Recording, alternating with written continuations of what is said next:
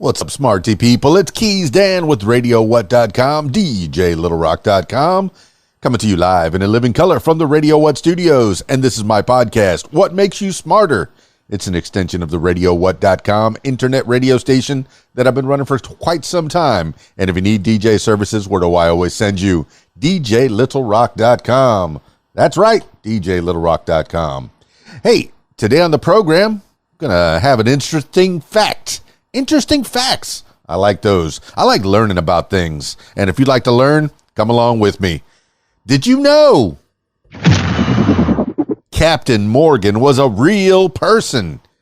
Today, Captain Morgan is one of the world's best-known buccaneers, not for the Welshman's very real 17th century exploits, of which there are many, but because of the spiced rum bottles that bear his name. History knows him as Sir Henry Morgan, Lieutenant Governor of Jamaica, and arguably the most infamous buccaneer who ever lived.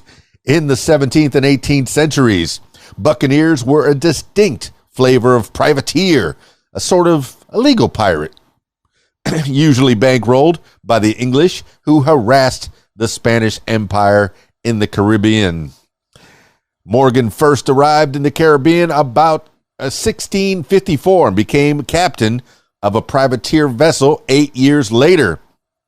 Soon he was plundering Spanish colonies in the Caribbean with support from the English crown. Morgan proved so adept at the trade that he amassed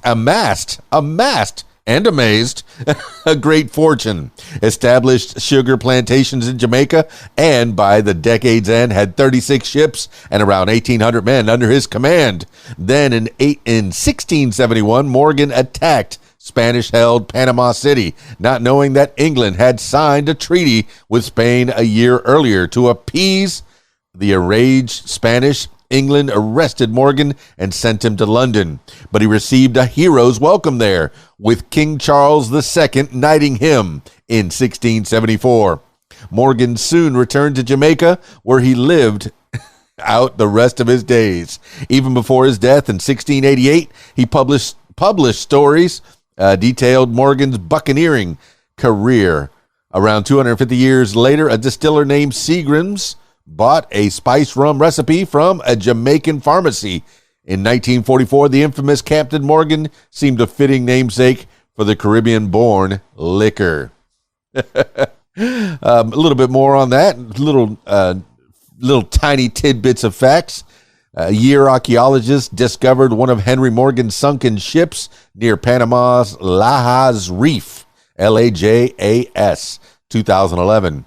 Number of Super Bowls won by the Tampa Bay Buccaneers, 2003 and 2021. 2. Amount of rum in liters produced every day at the Cathedral of Rum in Puerto Rico, the world's largest rum distillery, 100,000 liters. The year rum producer Captain Morgan was established, 1944. Here's a little bit more. My goodness. Rum was the most popular liquor in colonial America.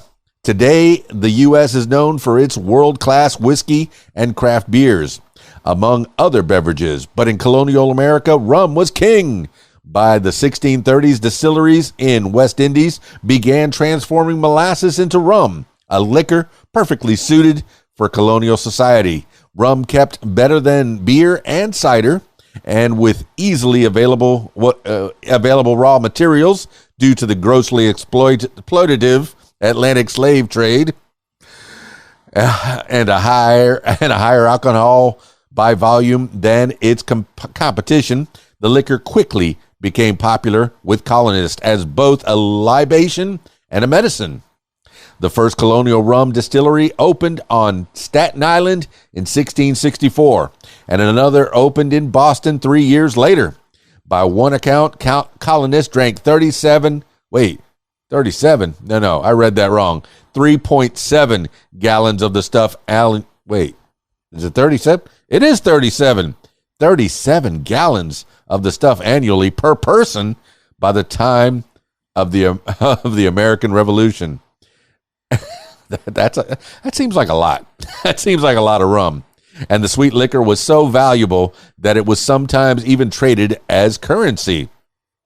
As the colony's relationship with Britain soured, most directly in the forms of molasses and the Molasses Act, 1733, the Sugar Act, 1764, and eventually a wartime blockade, distillers moved away from increasingly costly rum. Instead, they began producing more of a corn-based alcohol known as whiskey, a liquor that soon became synonymous with American patriotism.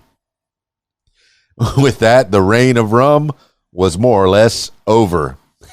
That's a little bit about Captain Morgan and rum, the liquor that bears his name. For more, stick around. This has been What Makes You Smarter. It's KeysDAN, RadioWhat.com, DJLittleRock.com. Oh, and the What Makes You Famous podcast. Check that out. Stick around. Peace.